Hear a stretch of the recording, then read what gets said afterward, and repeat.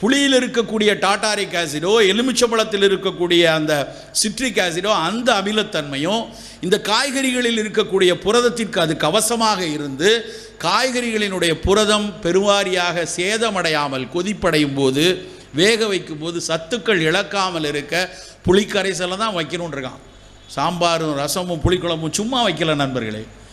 ஒவ்வொரு விஷயத்திற்கு பின்னாடியும் ஒரு அறிவியல் ஆதாரம் இருக்கிறது. அன்றைக்கு நம் பெரியோர்களுக்கு, நம் மூத்த குடிக்கு, நம் முப்பாட்டனுக்கு இந்த புளிக்கரைசல் இதில் இருக்குது டாட்டாரிக் ஆசிட், குடம்புளி, இதில் இருக்குது ஹைட்ராக்சி சிட்ரிக் ஆசிட்னு தெரியாது. ஆனால் அவர்களுக்கு தெரிந்தது அறம் சார்ந்த சிந்தனை. இதை சாப்பிடக்கூடிய என் குழந்தை உடல் நலமாக இருக்கணும், இதை சாப்பிடக்கூடிய என் சமூகம் ஆரோக்கியத்தோடு இருக்கணும், இதை சாப்பிட்டு கழிந்த மலத்தினால் கூட என் மண்ணுக்கு கெடுதல் வரக்கூடாது என்று அறம் சார்ந்து சிந்தித்ததனுடைய விளைவுதான் நம் உணவு கட்டமைப்பு. அத்தனையும் சிதைச்சிட்டு வரோம் நம்ம.